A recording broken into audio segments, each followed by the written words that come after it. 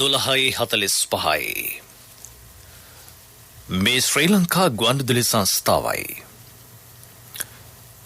මෙන්න ප්‍රවෘත්ති. සංස්කරණය ඉනෝ කාබ්‍රෝහිය. ප්‍රකාශය බද්‍රජිත් සෞම්‍ය. රසායනික පොහොර ආනයනය කිරීමට පෞද්ගලිකාංශයට අද සිට අවසර. හරිත කෘෂිකර්මාන්තයක් සඳහා වූ රජයේ ප්‍රතිපත්ති කිසිදු වෙනසක් නැතයි කෘෂිකර්ම ඇමති පවසයි. අධිතාක්ෂණික කේබල් මත ඉදි කළ නව කැලණි පාලම ජනසතු කිරීම අද පස්වරුවේ. ආර්ථික පසුබෑම් හමුවේ වුවද ආගමික කටයුතු වෙනුවෙන් වැඩි මුදල් ප්‍රතිපාදන. පාලම් පාරුව පෙරලීමේ සිද්ධියට කින්යා නගරාධිපතිවරයා වගකිව යුතු බවට නිමල් ලංසා රාජ්‍ය ඇමතිගෙන් චෝදනා. ජාතික තෙල් හා වායු සමාගමක් ස්ථාපනය කිරීමට සැලසුම්. අදත් දිවයිනේ ප්‍රදේශ රැසකට මිලිමීටර 100 ඉක්ම වූ තදවැසි. ලබන වසරේ සිට සංචාරකයන්ට රට විවෘත කිරීමට නවසීලන්තයේ සූදානම්. කොතවන්ට එරෙහි පළමු ටෙස්ට් ක්‍රිකට් තරගයේ ජයගැනීමේ වෙඩිවාසී ශ්‍රී ලංකා පිලට. රසායනික පොහොර ආනයනය කිරීමට පෞද්ගලිකාංශයට අද සිට අවසර දෙන බව කෘෂිකර්ම අමාත්‍ය මහින්දානන්ද අලුත්ගමගේ මහතා පවසයි. ඊට අදාළ ගැසට් නිවේදනය අද නිකුත් කරන බව කැබිනට් තීරණ දැනුම් දීම සඳහා කොළඹ අද පැවති මාධ්‍ය හමුවකට එක්වෙමින් ඔහු කීවේය. ජනතාවාදී ආණ්ඩුවක් ලෙස රජයේ මෙම තීරණයට එළඹුණු බවත් හරිත කෘෂිකර්මාන්තය සඳහා වූ රජයේ ප්‍රතිපත්ති කිසිදු වෙනසක් සිදු නොවන බවත් අමාත්‍යවරයා සඳහන් කළේය. ගොවීන්ට කාබනික වගාව සඳහා අවශ්‍ය පොහොර සහ බීජ ලබා දෙන බවද ඔහු පැවසීය. අද දින සිට රසායනික පොහොර පලිබෝධනාශක සහ දිලීරනාශක ආනයනය කිරීම සඳහා අවස්ථාව ලැබෙනවා. හැබැයි රජයේ ප්‍රතිපත්තියේ කිසිදු වෙනසක් නැහැ. පෞද්ගලික අංශයට රසායනික පොහොර ආනයනය කරලා වෙළඳපොලේ විකුණන්න අවස්ථාව ලැබෙනවා. රජයේ ප්‍රතිපත්තියේ ඒ ආකාරයෙන්ම තියෙනවා. රජයේ ප්‍රතිපත්තිය හරිත කෘෂිකර්මාන්ත. රජයේ පොහොර සහනාධාරය, ඒ වගේම අවශ්‍ය බීජ ලබා දීම, ඒ වගේම වී සඳහා සහතික මිලක් ලබා දීම, තාක්ෂණය, ඒ සඳහා වෙළඳපොළ ඒ සියල්ල ලබා දෙන්නේ හරිත කෘෂිකර්මාන්ත. ඒ නිසා රජය හරිත කෘෂිකර්මාන්තයේ සඳහා සහනාධාරය ඇතුළු සියලු දේ ලබා දෙන්න රජය කටයුතු කරනවා. රසායනික පොහොර විවෘත වෙළඳපොලේ අවශ්‍ය පරිදි ලබා ගන්න අවස්ථාව ලැබිලා තියෙනවා. මාධ්‍ය හමුවට එක් වූ ඇමති ඩලස් අලප්පෙරුම මහතා සඳහන් කළේ විද්‍යාපීඨ ගුරුවරුන් පොදු සුදුසුකම් ලෙස පුහුණු උපාධිධාරියෙකු බවට පත් කිරීම සෞභාග්‍යයේ දැක්ම ප්‍රතිපත්ති ප්‍රකාශනයේ යෝජනාවක් වූ බවයි. 2027-2028 වන විට එය ක්‍රියාත්මක කිරීම ආරම්භුණයි. විද්‍යාපීඨවලින් ගුරු සේවයට එක්වන ගුරුවරුන්ගේ දැනුම හා ඉගැන්වීම් තාක්ෂණ ක්‍රමවේද පිළිබඳ කිසිදු සැකයක් නොමැති බවද ඇමතිවරයා අවධාරණය කළේය. කින්යා පාලම් පාරුව පෙරලීමෙන් මියගේ අයගේ පවුල් වෙත ජනාධිපතිතුමා ප්‍රමුඛ රාජ්‍යයේ කනගාටුව පළ කරන බවද හෙතෙම පැවසීය.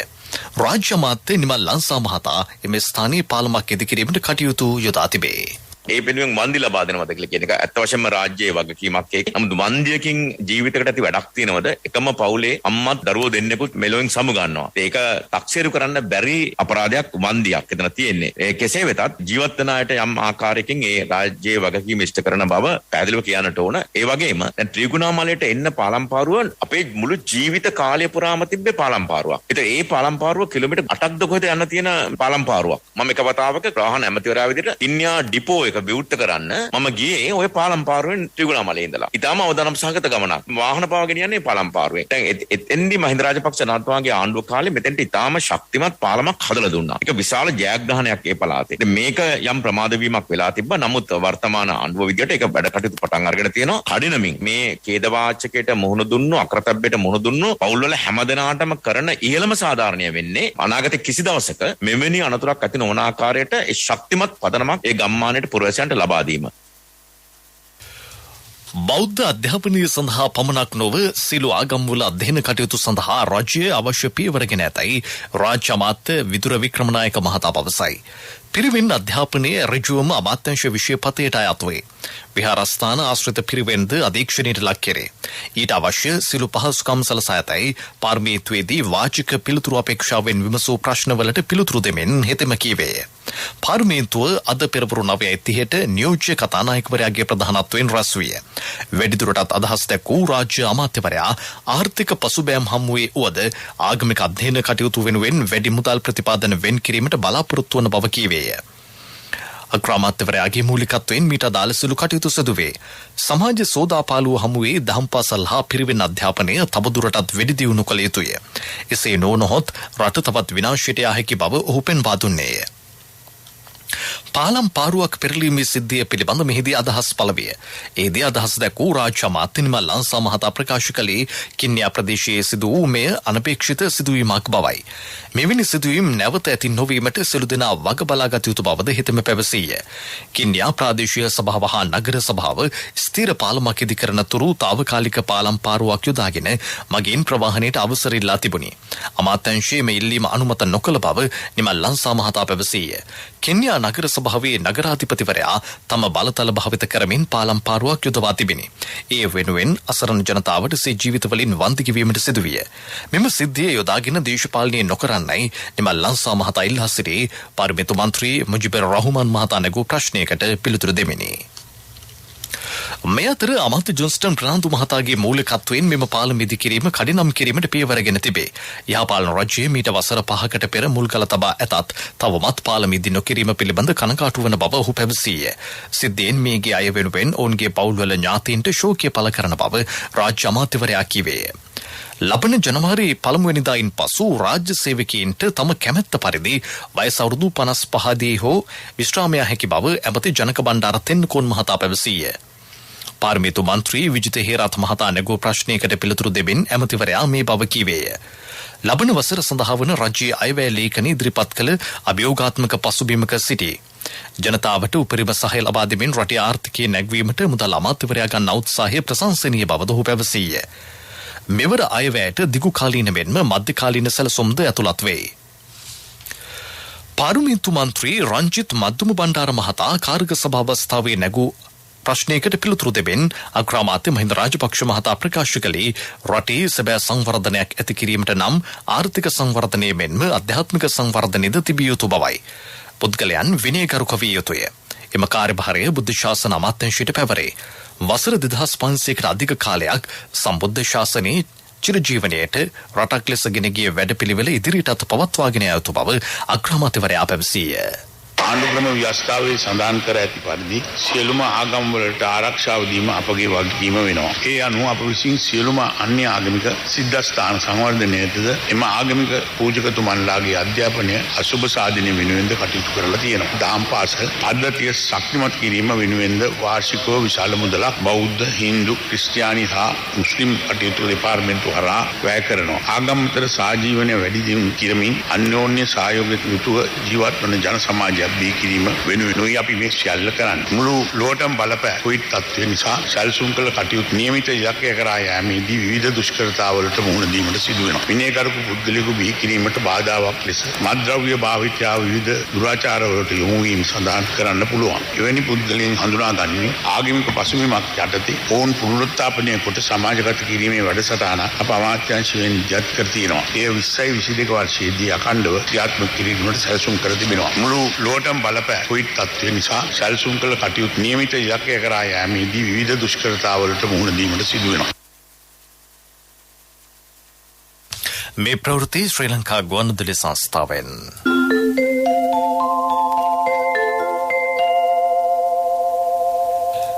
ජාතික තෙල් හා වායු සමාගම ස්ථාපනය කිරීමට රජයේ අවධානය යොමු වේ. රාජ්‍ය පෞද්ගලික හවුල්කාරීත්ව මාදිලිය යටතේ ඒ ක්‍රියාත්මක කිරීමට නියමිතයි. ශ්‍රී ලංකාවේ ස්වභාවික වායු පිළිබඳ ජාතික ප්‍රතිපත්තිය මගින් මෙම සමාගම පිහිටුවන බවට ප්‍රකාශයට පත් කර තිබේ. එය ලංකා ඛනිජ තෙල් නීතිගත සංස්ථාවේ පාලිත සමාගමක් ලෙස ක්‍රියාත්මක වනු ඇත. මන්නාරම් ද්‍රෝණියේ A2 කොටසේ සිදු කළ ගවේෂණවලට අනුව මෙරට තුළ ඛනිජ තෙල් හා ස්වභාවික වායු නිදි පවතින බවට තහවුරු වී තිබේ.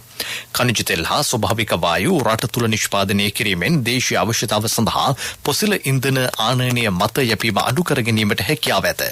අනාගතයේදී ස්වභාවික වායු අපනයනකරුවෙකු බවට පත්වීමෙන් විදේශ විනිමය උපයා ගැනීමටද අවස්ථාව සැලසේ. මෙම සමාගම පිහිටුවීමට බලශක්ති අමාත්‍යවරයා ඉදිරිපත් කළ යෝජනාවට කැබිනට් මණ්ඩල අනුමැතිය ලැබී තිබේ. මීළඟට ප්‍රමුඛ පුවත. ප්‍රමුඛ පුවත ඔබ වෙත ගෙනෙන්නේ සෑම ගෙදරකම සිටිය යුතු වෙද මහත්මයා සිද්ධාලේප. නව කැලණි පාලම ජනාධිපති ගෝඨාභය රාජපක්ෂ මැතිතුමාගේ ප්‍රධානත්වයෙන් අද පස්වරුවේ ජනතා අයිතියට පැවරේ. අගමැති මහින්ද රාජපක්ෂ මහතාද එම අවස්ථාවට එක් වේ. ශ්‍රී ලංකාවේ ප්‍රථම වරට අධිතාක්ෂණික කේබල් මත ඉදි කළ මෙම පාලම කල්යාණී රන් පිවිසුම ලෙස නම් කර ඇත. කැලණි ගඟ හරහා ඉදි කර ඇති පාලම් කොටසේ දිග මීටර 380කි. පැකේජ් දෙකක් යටතේ මෙම පාලම් ඉදිකිරීම සිදු කර ඇත. පළමු පැකේජය වන වාණී නිමවුම් පාලම් කොටස සඳහා රුපියල් කෝටි 3153ක් සහ දෙවන පැකේජය වන කොන්ක්‍රීට් එල්ලෙන පාලම් කොටස සඳහා රුපියල් කෝටි 989ක් වැය කර තිබේ. ජපාන අන්තර්ජාතික සහයෝගිතා ආයතනයේ මුල්‍ය දායකත්වයෙන් පාලම ඉදිකිරිනේ. ප්‍රමුඛතම පුවත ඔබ වෙත ගෙන ආවේ සිද්ධාලේප ලක්‍රියාව. ශක්ති හඬ අවධානය පිණිසයි ඔබ වෙත ගෙනෙන්නේ ත්‍රිතේක හා වෘත්තීය අධ්‍යාපන කොමිෂන් සභාව. තංගල ප්‍රාදේශීයකම් කොට්ටාශයේ පට්ටියපොළ මහවැව ගොඩවීමෙන් ගොවිතැනට අවශ්‍ය ජලය සපයා ගැනීමට නොහැකි වී ඇතැයි ගොවීහු මැසිවිලි නගති. මෙම වැවේ රොන් මඩ ඉවත් කර එය ප්‍රතිසංස්කරණය කර දෙන ලෙස ගම්මාන 12ක ගොවි සංවිධාන අදාළ බලධාරීන්ගෙන් ඉල්ලා සිටිති. වාරිමාර්ග දෙපාර්තමේන්තු කාර්යාල නිලධාරීන්ගේ අවධානයටයි. තම වෘත්තීය අපේක්ෂාවන් සාර්ථක කර ගැනීම සඳහා වෘත්තීය පුහුණු පාඨමාලාවන් හැදෑරීමට පෙර අදාළ පුහුණු ආයතනය හා පාඨමාලාව ත්‍රිතීක හා වෘත්තීය අධ්‍යාපන කොමිෂන් සභාවේ TVEC ලියාපදිංචි හා ප්‍රතිථනය ලබා ඇද්දැයි පරීක්ෂා කර බලන්න. ඔබේ කාලය හා මුදල් නිකරුණේ වැය නොකරන්න. විමසන්න www.tvec.gov.lk ප්‍රාදේශීයකම් කාර්යාලවල සේවය කරන නිපුණතා සංවර්ධන නිලධාරීන්ගෙන් වෘත්තීය මාර්ගෝපදේශන නිලධාරීන්ගෙන් ත්‍රිතීක හා වෘත්තීය අධ්‍යාපන කොමිෂන් සභාවේ පණිවිඩයකි. ලෝක ප්‍රවෘත්ති අනුග්‍රහය ලක්ෂකඩනි වාසනාවන්තයින් බිහි කරන CIB ජනජය වාසනා ආරමුණා. නොවැම්බර් 30 දක්වා ඔබේ බිල්පතට වටිනා තෑගි. මාසික දිනුම් ඇදීමෙන් රුපියල් 3000කට වැඩි බිල්පත් සඳහා වටිනා අප්ට්‍රැක්ටර්. නවසීලන්තයේ විදේශිකයන්ට රට යළි විවෘත කිරීමට සූදානම් වේ. ඒ අනුව සම්පූර්ණයෙන් එන්නත් කරන්නට ලක් වූ විදේශිකයන්ට ලබන වසරේ අප්‍රේල් මාස 30 වනදා සිට නවසීලන්තයට පැමිණිය හැකි බව රට රජය නිවේදනය කරයි. එලෙස පැමිණෙන සංචාරකයන් දින 7ක ස්වයං නිරෝධායනයකට ලක් විය යුතුය. දෙරට අතර ආරක්ෂක සහයෝගීතාව ශක්තිමත් කර ගැනීමට චීන සහ රුසියානු ආරක්ෂක අමාත්‍යවරු එකඟතාවට පැමිණෙති. ඒකාබද්ධ හමුදා අභ්‍යාස පැවැත්වීම තුළින් සහයෝගීතාව ශක්තිමත් කර ගැනීමට නියමිතයි. චීන ආරක්ෂක ප්‍රධානී වෙයි පෙන්ග්හේ සහ රුසියානු ආරක්ෂක ප්‍රධානී සර්ජි සොයිගු යන මහතුරුන් මාර්ගගත ක්‍රමයට පැවති සාකච්ඡාවකදී මේ පිළිබඳ අවධානය යොමු කර තිබේ. එම අවස්ථාවට රට නාවික සහ ගුවන් හමුදා ප්‍රධානීන්ද එක්ව සිටි බව විදේශ මාධ්‍ය වාර්තා කරයි. දකුණු කොරියාවේ දෛනිකව වාර්තා වන කොරෝනා ආසාදිතයන්ගේ සංඛ්‍යාව සීඝ්‍රයෙන් ඉහළයයි. පළමු වරට එරටින් 4000ක්ම වූ ආසාදිතයන් සංඛ්‍යාවක් ඊයේ වාර්තා වී තිබේ. එරට අග්‍රාමාත්‍යවරයා යෝජනා කර ඇත්තේ කඩිනමින් කොරෝනා මර්ධන වැඩසටහන් ක්‍රියාත්මක කරන ලෙසයි. ආසාදිතයන් අතරින් බරපතල තත්ත්වයේ පසු වන ආසාදිතයන් 586 දෙනෙකුද ඊයේ හඳුනා ගැනිනි. සියෝල් නගරයේ රෝහල්වල දැඩි සත්කාරක එකක සිට 80 ධාරිතාව ඉක්මවා ඇත. ලෝක ප්‍රවෘත්ති අනුග්‍රහය ලක්ෂකඩනි වාසනාවන්තයින් බිහි කරන CIB ජනජය වාසනා ආරමුණා. නොවැම්බර් 30 දක්වා ඔබේ බිල්පතට වටිනා තෑගි. මාසික දිනුම් ඇදීමෙන් රුපියල් 3000කට වැඩි බිල්පත් සඳහා වටිනා අප්ට්‍රැක්ටර්. පෙරසර සංවර්ධනයක පුවත් සම්පින්ඩනය සංවර්ධන පුවත් පොල් ගසෙන් වැඩගමු රට දයත් දිනවමු සහාය සඳහා අමතන්න 1928 WhatsApp 070යි 400යි 1928 දේශීය පොල් කර්මාන්තයේ නවෝදය ආරම්භ ආසියානු සංවර්ධන බැංකු අරමුදල් යටතේ හරිත බලශක්ති සංවර්ධන හා බලශක්ති කාර්යක්ෂමතාව වැඩි දියුණු කිරීමේ ආයෝජන ව්‍යාපෘතියක් ක්‍රියාත්මක කෙරේ. ඒ යටතේ අම්බලන්ගොඩ සහ පන්නල ග්‍රිඩ් උපපොළ වැඩි දියුණු කිරීමට නියමිතයි. ඒ සඳහා අතිරේක ට්‍රාන්ස්ෆෝමර් 2ක් සැපීමටද සැලසුම් කර ඇත. මේ සඳහා ලන්සු 4ක් ඉදිරිපත් වී ඇති අතර අදාළ කොන්ත්‍රාත්තුව සිලක්ස් ඉංජිනේරින් පුද්ගලික සමාගම වෙත ලබා දී තිබේ. ඊට කැබිනට් මණ්ඩල අනුමැතිය හිමි වී ඇත. පිරසර සංවර්ධනයක පුවත් සම්පින්ඩනය සංවර්ධන පුවත් වත්තපිටියේ ඇති පොල් ගහ කියන්නේ අමතර ආදායම් මාර්ගයකට ඔබට ඇති හොඳම මගක්. පොල් මදෙන්, කට්ටෙන්, ලෙල්ලෙන් පමණක් නොව මුළු පොල් ගහෙන්ම හරියටම ප්‍රයෝජනගෙන ඔබේ අතමිට සරු කරගන්නා අතරම ජාතික ආර්ථිකය සවිමත් කිරීම සඳහා දායක වීමට දැන් ඔබට අවස්ථාව. ඵලදායීතාව වැඩි කරගන්න, නාස්තිය අවම කරගන්න, උවදුරු වළක්වා ගන්න, පොල් වගාව සරු කර ගැනීම සඳහා අනුගමනය කළ යුතු දේ පිළිබඳව තවත් බොහෝ තාක්ෂණික සහයෝගය ලබා දෙන්න පොල් පර්යේෂණ ආයතනයේ සූදානම්. සහාය සඳහා අමතන්න 1928 WhatsApp 070යි 400යි 1928 ක්‍රීඩා පුවත් ශ්‍රී ලංකා බටහිර ඉන්දියේ කොදෙව් කණ්ඩායම් අතර ගාල්ල ජාත්‍යන්තර ක්‍රිකට් ක්‍රීඩාංගණයේ පවත්වන පළමු ටෙස්ට් ක්‍රිකට් තරගයේ සුවන දිනය අදයි. දිවා භෝජනය සඳහා තරගය නතර කරන විට ශ්‍රී ලංකා කණ්ඩායම කඩුළු 2ක් දෙවී ලකුණු 84ක් ලබා සිටියේ. පැතුම් නිශ්ශංක ලකුණු 3ක් ලබා සිටිදී දෙවී ගිය අතර ඕෂිත ප්‍රනාන්දු ලකුණු 14කට දෙවී ගියේය. ශ්‍රී ලංකා කණ්ඩායම පළමු ඉනිම සඳහා ලකුණු 386ක් රැස් කිරීමට සමත් විය. බටහිර ඉන්දියේ කොදෙව් කණ්ඩායම පළමු ඉනිම සඳහා රැස් කළේ ලකුණු 230ක් පමණි. කොළඹ සුගතදාස ක්‍රීඩාංගණයේ පැවැත්වෙන යුද හමුදා මලල ක්‍රීඩා උළෙලේ 3 වන දිනය අදයි. ක්‍රීඩා උළෙල දින 5ක් පැවැත්වේ. මේ වන විට ශ්‍රී ලංකා වාර්තාවක් සමග වාර්තා රැසක් පිහිටුවා තිබීම විශේෂත්වයකි. සචිනි පෙරේරා රිටි පැනීමේ සව්වෙන් ශ්‍රී ලංකා වාර්තාවක් පිහිටුවීමට සමත් වූවාය. මලල ක්‍රීඩා පිටියේ විශාලතම සංචිතයට හිමිකම් කියන්නේ යුද හමුදාවයි. ව්‍යාපාරික පුවත් ඔබ වෙත ගෙන එන්නේ NSB සල්ලි එහෙන් තෑගි මෙහෙන් ස්වර්ණ ජයන්ති වාසනා ජයග්‍රාහකයා ඔබද. ශ්‍රී ලංකාව සහ වියට්නාමය අතර රේගු කටයුතු පිළිබඳ සහයෝගීතාව සහ අන්‍යෝන්‍ය පරිපාලන සහාය හුවමාරු කර ගැනීම සඳහා ගිවිසුමකට ලැබීමට යෝජනා වී තිබේ. ඒ අනුව වෙළඳ ගනුදෙනු පිරිවැය අඩු කිරීම, දේශීය සීමා ආශ්‍රිත බදු නිවැරදි ලෙස ගණනය කිරීම හා එක් රැස් කිරීම, සීමා කිරීම වලට යටත් කර ඇති භාණ්ඩ හුවමාරුව තහනම් කිරීම ඇතුළු කරුණු රැසක් මෙම ගිවිසුමට අඩංගු වෙයි. යෝජිත ගිවිසුමට ලැබීම සඳහා අමාත්‍ය මණ්ඩලයට ඉදිරිපත් කළ යෝජනාවට අනුමැතිය ලැබී ඇත. ව්‍යාපාරික පුවත් ඔබ වෙත ගෙන ආවේ NSB සල්ලි එහෙන් තෑගි මෙහෙන් ස්වර්ණ ජයන්ති වාසනා ජයග්‍රාහකයා ඔබද. NSB ස්වර්ණ ජයන්තිය වෙනුවෙන් සුපිරි ජයග්‍රාහකයාට රන් පවුන් 50ක්, දෙවනි ජයග්‍රාහකින් 10 දෙනාට ස්කූටර්, දෙවනි ජයග්‍රාහකින් 10 දෙනාට iPhone, සිව්වැනි ජයග්‍රාහකින් 29 දෙනාට mountain bike 2021 ඔක්තෝබර් 1 වෙනිදා සිට 2022 සැප්තැම්බර් 30 දක්වා NSB U Trust හරහා අවමය මාසිකව ඇමරිකානු ඩොලර් 100ක් හෝ ඊට සමාන ඕනෑම විදේශ මුදලක් මාස 6ක් නොකඩවා එවන්න. ආර්ථික පුවත් ආවරණය යුතුයකම් වගකීම් එක්ක සල්ලි ඉතුරු කරන්න ලේසි නෑ. ඔබේ ස්ථාවර තැන්පතට ආකර්ෂණීය පොලියක් හා ආරක්ෂාවක් දෙන්න අපි පොරොන්දු වෙන්නේ ඒකයි. LOLC Finance ස්ථාවර තැන්පතු ඉතිරිය උතුරන්න. 2001 දෙසැම්බර් 13 වෙනි දින නීතිගත කරන ලද LOLC Finance PLC ICRA Lanka limited වෙතින් SLA ස්ථාවර ශ්‍රේණිය ලබා ඇත. 2011 අංක 42 දරන මුදල් ව්‍යාපාර පනත යටතේ ශ්‍රී ලංකා මහ බැංකුවේ මුදල් මණ්ඩලය වෙතින් බලපත්‍රලාභී මුදල් සමාගමකි.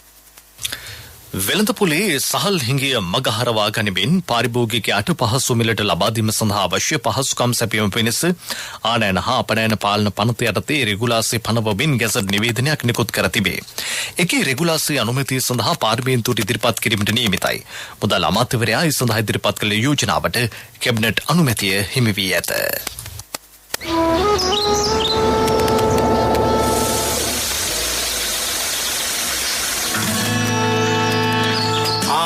මේ බිමල් පුතානි හරි ගිහිල්ලා අලුත් කාර්යයකුත් අරගෙන හරි ගියේ හරි තැනට ගිය හින්දා මාමා LOLC එකේ ලීසින් කරේ මාත් හරියන්න කියලා හරි තැනටම යන්න ඕනේ. LOLC ෆයිනෑන්ස් හරියන්න හරිම තැන. වැඩි විස්තර සඳහා 0115 715 555 අමතන්න.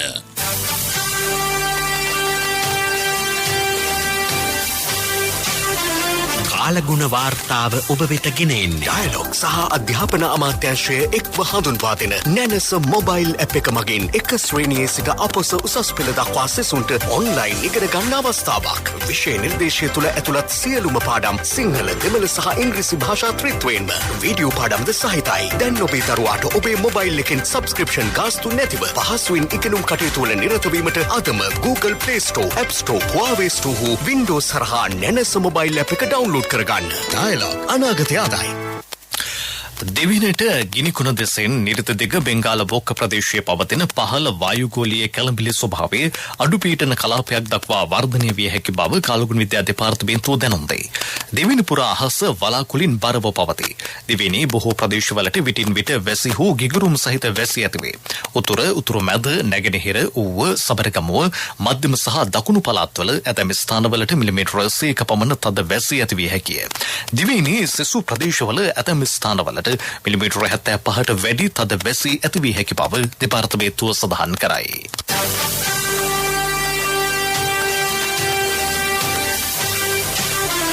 කාලගුණ වාර්තාව ඔබ වෙත ගෙන ආවේ ඩයලොග් සහ අධ්‍යාපන අමාත්‍යාංශය එක්ව හඳුන්වා දෙන නැනස මොබයිල් ඇප් එක මගින් එක ශ්‍රේණියේ සිට අපොස උසස් පෙළ දක්වා සෙසුන්ට ඔන්ලයින් ඉගෙන ගන්න අවස්ථාවක්. විෂය නිර්දේශය තුළ ඇතුළත් සියලුම පාඩම් සිංහල, දෙමළ සහ ඉංග්‍රීසි භාෂා ත්‍රිත්වයෙන්ම වීඩියෝ පාඩම්ද සහිතයි. දැන් ඔබේ දරුවාට ඔබේ මොබයිල් එකෙන් සබ්ස්ක්‍රිප්ෂන් ගාස්තු නැතිව පහසුවෙන් ඉගෙනුම් කටයුතු වල නිරත වීමට අදම Google Play Store, App Store, Huawei Store හෝ Windows හරහා නැනස මොබයිල් ඇප් එක ඩවුන්ලෝඩ් කරගන්න. ඩයලොග් අනාගතය ආදායි. යලි සිරස්තල රසායනික පොහොර ආනයනය කිරීමට පෞද්ගලිකාංශයට අද සිට අවසර. හරිත කෘෂිකර්මාන්තයක් සඳහා වූ රජයේ ප්‍රතිපත්ති කිසිදු වෙනසක් නැතයි කෘෂිකර්ම ඇමති පවසයි. අධිතාක්ෂණික කේබල් මත ඉදිකළ නව කැලණි පාලම ජනසතු කිරීම අද පස්වරුවේ. ආර්ථික පසුබෑම් හමුවේ වුවද ආගමික කටයුතු වෙනුවෙන් වැඩි මුදල් ප්‍රතිපාදන. පාලම් පාරුව පෙරලීමේ සිද්ධියට කින්යා නගරාධිපතිවරයා වගකිව යුතු බවට නිමල් ලංසා රාජ්‍ය අමතිගෙන් චෝදනා. ජාතික තෙල් හා වායු සමාගමක් ස්ථාපනය කිරීමට සැලසුම්. අදත් දෙවෙනි ප්‍රදේශ රැසකට මිලිමීටර 100ක් මූ තද වැසි. ලබන වසරේ සිට සංචාරකයන්ට රට විවෘත කිරීමට නවසීලන්තයේ සූදානම්. කොදෙව්වන්ට එරෙහිව පළමු ටෙස්ට් ක්‍රිකට් තරගයේ ජය ගැනීමේ වැඩි වාසි ශ්‍රී ලංකා පිළට. අපගේ මෙම ප්‍රවෘත්ති ප්‍රකාශය www.slbc.lk වෙබ් අඩවිය ඔස්සේද සවන් දිය හැකියි. දිවා ප්‍රවෘත්ති ඉන් සමාප්තයි. මීළඟ ප්‍රධාන ප්‍රවෘත්ති ප්‍රකාශය සවස 6ට.